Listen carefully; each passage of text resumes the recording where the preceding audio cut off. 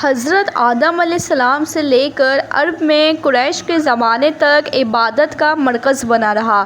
جن کے ہاتھوں میں بھی بیت اللہ کا دور آیا، انہوں نے نہایت ہی عزت و احترام سے اس گھر کو سنبھالا۔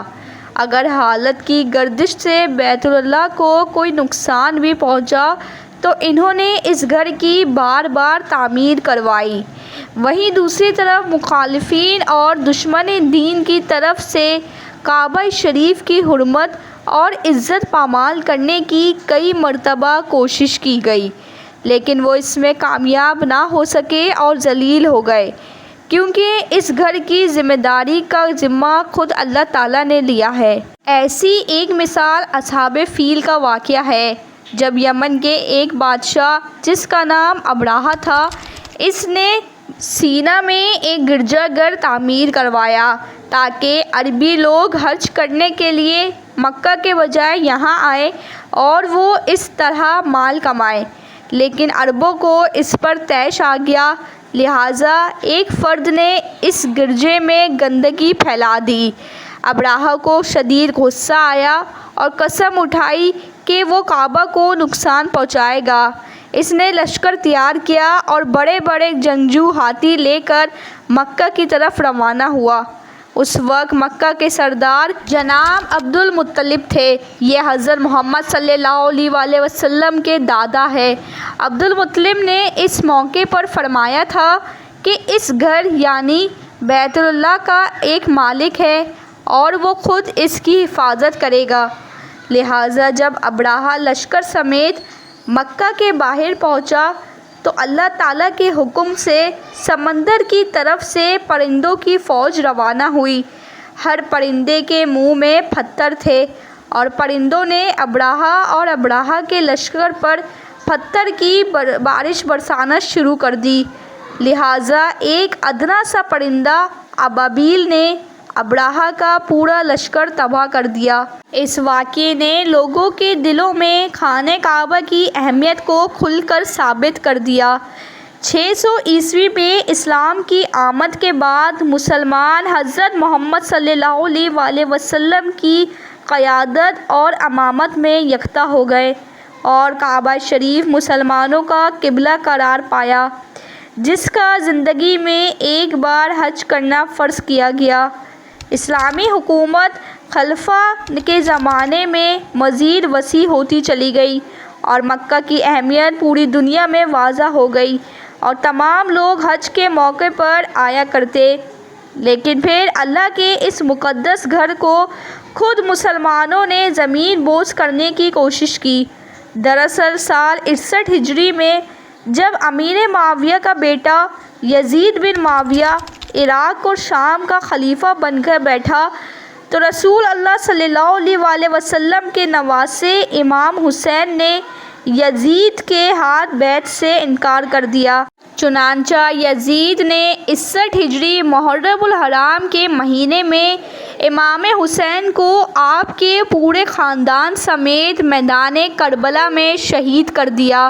اس شہادت کی خبر جب مکہ میں ہوئی تو مکہ میں موجود اصحاب اور دیگر لوگوں نے بنو امیہ کے خلاف بغاوت کر دی۔ اس دوران مکہ والوں نے حضرت عبداللہ ابن زبیر کو اپنا خلیفہ بنا لیا۔ آپ صحابی رسول تھے اور حضرت ابو بکر کے نواسے تھے۔ آپ نے مکہ میں ایک خلافت کا اعلان کیا اور ایک لشکر کو ترتیب دیا تاکہ یزید کا ڈٹ کے مقابلہ کر سکے۔ یزید نے اپنے ایک سپاہی ابن عمیر کو بھاری لشکر دے کر بھیجا، لیکن آپ نے یزید کے بیعت لینے سے انکار کر دیا۔ پھر ابن عمیر نے محرم 64 ہجری کو کوہ ابو قیس پر گندک اور آتش شیل مادے کو جلایا اور ہر طرف آگ کے گولے کو جلایا اور حرم شریف کی طرف آگ کے گولے برسائے، لہٰذا کعبہ کے غلاف میں آگ لگ گئی اور پتھروں کے گرنے سے کعبہ کی دیواریں اتنی کمزور ہو گئی کہ ایسا لگتا تھا کہ کعبہ ابھی گر جائے گا۔ عالم اسلام کے آنکھوں سے آنسو جاری تھا، مسلمان کا سینہ غم سے دب گیا تھا۔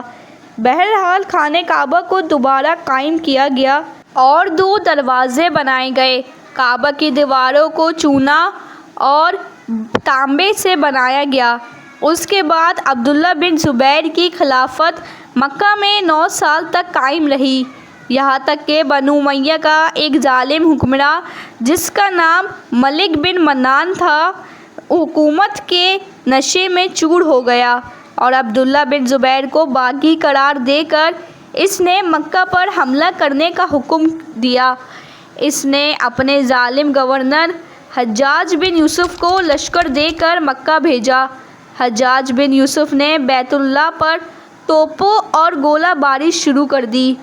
گولہ باری سے کعبہ کی دیواریں کمزور ہو گئیں۔ اہل مکہ پر رنج و غم ٹوٹ پڑا۔ عبداللہ ابن زبیر ڈٹ کر مقابلہ کر رہے تھے کہ ایک بہت بڑا پتھر کعبہ کے اوپر آ کر گرا، جس سے کعبہ کی چھت ٹوٹ کر زمین بوس ہو گئی۔ اس وقت آسمان سے ایک بھیانک گرج آواز آئی۔ آسمان میں تاریکی چھا گئی۔ حجاج کی فوج کے دل میں خوف و دہشت بیٹھ گیا، لیکن حجاج نے اپنی فوج کو تسلی دیتے ہوئے کہا کہ یہ ہماری فتح کی علامت ہے۔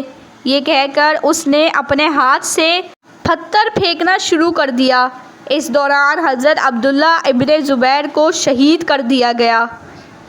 مسلمانوں کی آنکھیں اکشبار ہو گئیں۔ حرم مکہ خون سے لت پت تھی۔ پھر کافی سالوں بعد ایک نیک صفت خلیفہ سلطان مراد خان، جو حرم شریف اور مقدس مقامات کا بے حد احترام کرتے تھے، لہٰذا آپ نے خانہ کعبہ کو دوبارہ قائم کرنے کا ارادہ کیا اور یہ عمارت آج تک قائم ہے۔ سبحان اللہ! ناظرین، اسلامی واقعات کتابوں سے بھرے پڑے ہیں، لیکن افسوس اس بات کا ہے ہمارے پاس پیسے تو ہوتے ہیں، لیکن ہم اسلامی واقعات کو پڑھنا تو دور، ان کے بارے میں لکھی گئی کتابوں کو خریدنے میں کا بھی شوق نہیں رکھتے۔ اگر ہم اسلامی واقعات کو گہرائی میں دیکھیں تو ایک سے بڑھ کر ایک واقعہ ہمارے آنکھوں کے سامنے سے گزرتا ہے۔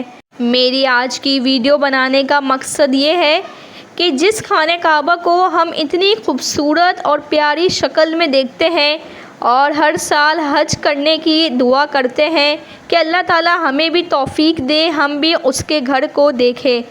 اس خوبصورت حرم شریف کے پیچھے ہمارے بزرگوں اور ہمارے صحابہ نے کس قدر قربانی دی ہے اور کتنی دفعہ یہ کعبہ شریف کو ظالموں نے زمین بوس کیا ہے۔ اگر ہم یہ جانیں تو ہماری آنکھوں سے بھی بے حد آنسو جاری ہو جائے۔ مجھے امید ہے آپ کو میری آج کی ویڈیو دیکھنا اور سننا اچھا لگا ہوگا۔ ویڈیو اچھی لگی ہو تو ویڈیو کو لائک کر کے شیئر کر دیجیے گا اور ساتھ میرے چینل کو سبسکرائب کر کے بیل آئیکن کو پریس کر دیجیے گا۔ مجھے دیجیے اجازت، ملتی ہوں میں آپ سے نیکسٹ ویڈیو میں۔ اپنا بہت خیال رکھیے گا، دعاؤں میں یاد رکھیے گا۔ اللہ حافظ۔